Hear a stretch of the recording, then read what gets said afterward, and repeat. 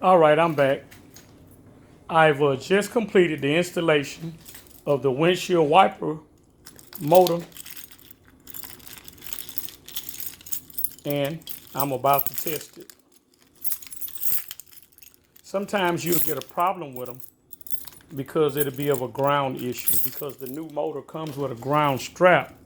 But if it doesn't contact that bolt on there, then you'll have a problem. The motor won't operate. So here we are. I'm going to turn mine on now. Check it. I'll let you see it. As you can see, it's working. The wiper is working as well. So the wipers are spraying like they're supposed to. And so I'm going to go back and readjust it and everything. But as you can see, the motor is all hooked up. It's all working. No problem. That's fast. This is slow. And I'm going to turn it to off. Now this is just a quick intermediate wipe right here. Okay, it's off. And as you see, I can push it forward for the wipers, for it to wash, for the washer. The minute you let it go, it should cycle a couple of times and go off. So as you can see, everything is working. At the time, I've put soap in it so that I can clean the system out. The left side sprays, but it's kind of it's like it could be stopped up. So I'm gonna need to take a pin or something, put up in there, and unstop it. It will go off as soon as I cancel it. But that will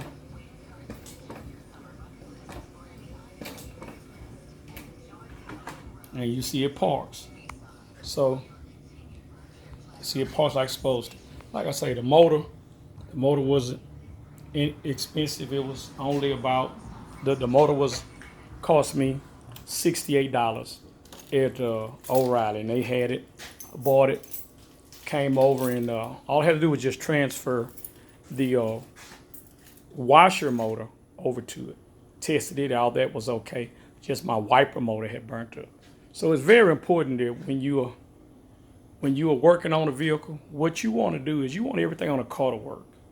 If the car was equipped with air conditioning or not, in this day and time and the climate, depending on where you live at, you spend all that money on a car, getting it painted, putting the engine in it, whether you rebuild it or buy a used engine to put in it or buy a long block, it doesn't matter. But you put a lot of time and effort into your vehicle.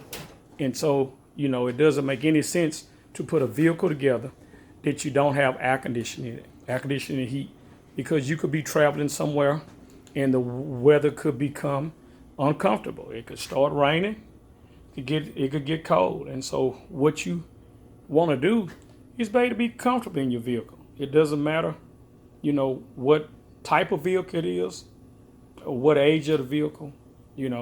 Nowadays it's very inexpensive to buy a kit from Vintage Air or one of those other major air conditioning or HVAC providers for classic and new vehicles. I mean, you could do it. And that's the next thing I'm going to do. As you can see, my car has factory air. So I have all the hoses and everything like that. I've already replaced the heater core. As you can see, heater core's been replaced. It's got a new hose on, stuff like that. And I put the new aluminum radiator in it because I wanted to make sure that the car stayed cool and everything. The next thing is going to be the air conditioning. I'm going to take and put the air conditioning. I'm going to service it. I'm going to blow everything out and run alcohol through it and blow everything out. And then I'll replace all the O-rings in the system and everything like that. And I'll put the hoses on it, new compressor, and I'll show that, the detailed thing of how you go out and do that and service your fan and your fan motor and just make sure that your vents and everything are working, because the cars from the from 78 to 87, they're notorious for their blend door not opening fully. And a lot of times the reason of it is because you have a vacuum that goes to that blend door. And if you have any broken vacuum lines, or if you mistakenly didn't hook it up to a constant vacuum source, that's another problem. You have to make sure that you have a constant vacuum source on the 78 to 87 GM vehicles if you want the blend door to work.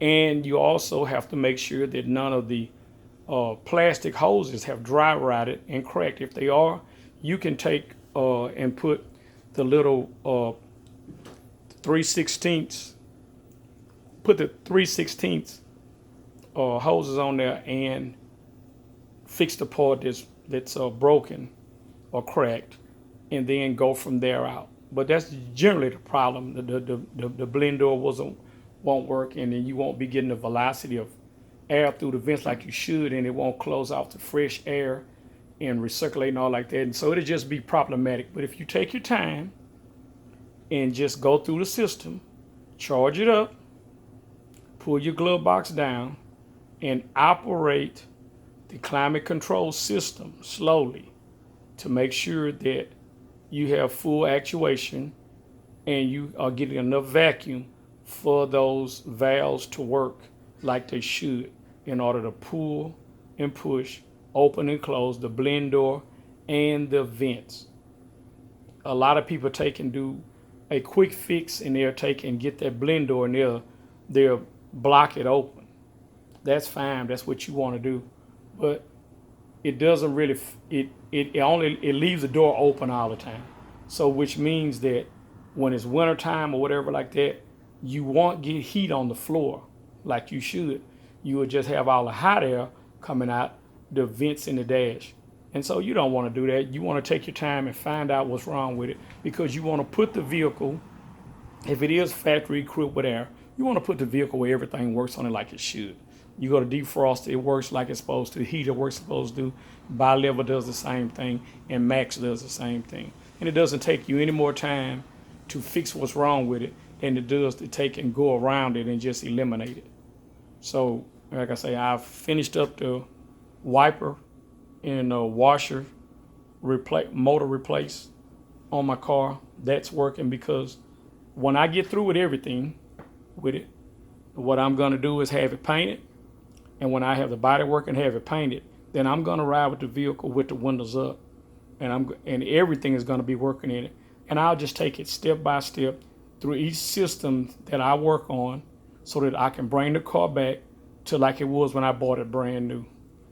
When I was young, I did a lot of racing and a lot of things I just disinvolved in the car. And now I'm wanting to put it back like it was. So luckily it was my car, and I know just what I didn't do and what I did do. And so I'm going to go through that, and hopefully these videos and everything will help somebody else out that's thinking about doing a vehicle, no matter what it is, and the reason why you want everything to work on it. You don't want to block anything off. They did that in the 50s and the 60s. 2000s, you want to be able to go somewhere and be comfortable in the vehicle, and you want to enjoy it.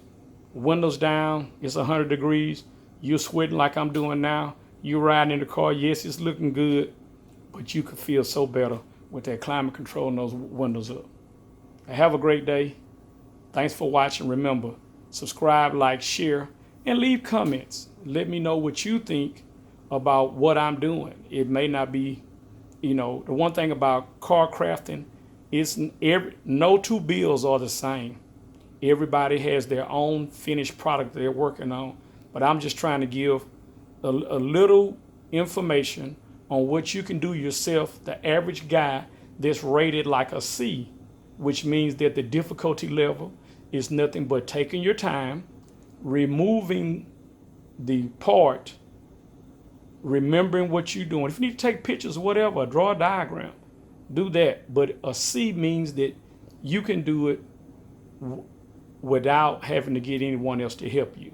Now, if the difficulty level is like a F or something like that, and you're not mechanically inclined, YouTube offers guys like myself and several other people that do it, have done it, and give great examples of what to do, how to do, and why you're doing it. Have a great day. Thanks for watching the channel. See you on the next video.